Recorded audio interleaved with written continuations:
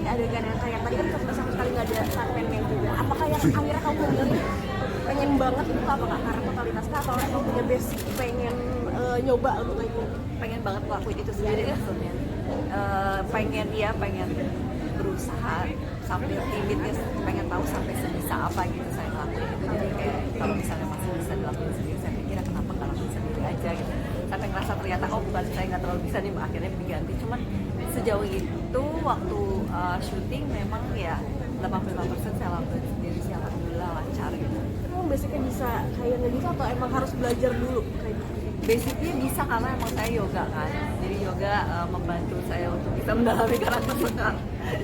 Seberapa membantu mungkin dari olahraga yoga yang dijalankan? Sangat membantu sih, apalagi untuk adegan yang seperti ini ya. Untuk adegan horor kan banyak yang melakukan pose-pose tubuh yang tidak biasa, pose-pose tubuh yang terlihat tidak manusia gitu, dan menurut saya salah satunya yoga itu sangat membantu untuk melakukan pose-pose. Artinya film debut setelah 4 tahun Kenapa? ini film debut katanya setelah 4 tahun cerita atau sebenarnya?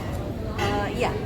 Sebelumnya memang ada syuting beberapa film, tapi bukan genre horor dan bukan untuk di bioskop, tapi untuk di bioskop setelah 4 tahun dari ini yang pertama. Tapi ada cerita khususnya nggak sih kakak kan dulu tuh sempat terkenal banget gara-gara ada rumah daerah itu kan, itu keren banget sampai sekarang ternyata masih kebawa di horornya gitu. Ada mungkin tipsnya atau perbedaan dengan film yang lain? Kalau buat saya ngerasa film Menjelang Ajal itu drama keluarganya kuat banget gitu, drama keluarga kita semua, gimana cara kita, apalagi di scene terakhir menurut saya sangat kenal untuk kita semua ya. Kita ngerasa bagaimana cara melaraskan emosi ya, biar kita semua emosinya bisa nyambung di scene yang menurut kita tuh scene yang memorable banget. Terakhir Apa sendiri kan kenal ini sama Denny?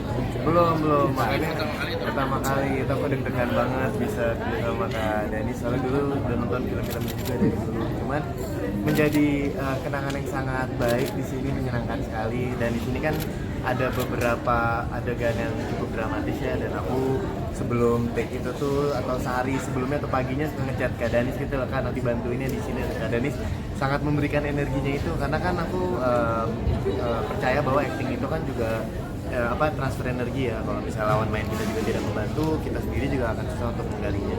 Dan di sini event yang tadi diobrolin scene ending itu tuh diambil jam 4 pagi guys. Jadi pasti stamina kru tuh sebenarnya udah sangat capek, tapi untuk demi ending filmnya kita coba sekeras mungkin. Bu Hada juga ada treatment sendiri untuk aku dan pemain-pemain, khususnya aku karena aku yang berdialog dengan ibu kan, untuk mencapai hopefully scene ending yang cukup menyenangkan. Tapi kamu depresi nggak sih melihat karakter kamu pada saat itu ya, melihat ibu harus di keluarga juga, pendalaman karakternya kayak gimana sih? Aku nggak bohong, jujur setelah ini syuting yang salah satu paling tertekan buat aku. Tapi again, maksudnya teman-teman pemain dan juga direkturnya juga sangat membantu. Cuman aku nggak bohong bahwa setelah syuting pas lagi menyendiri itu kadang suka yang kayak kebawa gitu loh, emosional. Dan bukan hanya emosional juga, kadang juga kebawa atas scene-nya gitu loh. Aduh gimana ya tadi gue ngelakuin ini gitu sih. Ini buat aku dalam perjalanan karir aku bisa menjadi salah satu tantangan terbesar sih, karena membawa drama di mana aku tidak mempunyai adik atau kakak dalam kehidupan aku aslinya. Dan di sini aku harus menjadi seperti aku tadi bilang, aku menjadi kakak yang harus tangguh dan juga di depan ibu yang cukup rapuh juga. Jadi suka boleh geser sini, jadi yang sebelah sini Ada apa jadi lebih suka bengong atau kayak gimana sih akhirnya, kayak untuk di kamar pas sendirian karena kebawa suasana apa kayak gimana, pernah nggak ada bengong? Ini tuh menjadi salah satu, aku tuh orangnya suka bercanda sebenarnya, tapi di sini aku sangat men-tone down kebecandaan aku dan sangat serius di set. Dan ya karena juga kita ada spiritual juga kan di sini, membawa cerita pesugihan dan juga membawa cerita yang inspired dari cerita asli. Jadi aku tidak ingin bermain-main sih, jadi lebih pengen lebih serius dan ya semoga dapat sih ada. Tapi justru kalau menurut saya dengan bercandaan lebih bikin bisa nggak tegang gitu. Yeah. Saya kan orangnya tegangan ya. Jadi kalau misalnya dia bercanda jadi kayak jadi agak lebih santai gitu. Ada depresi juga nggak dengan karaktermu bisa jadi mungkin terus terus harus balik ke ibu lagi itu gimana kan?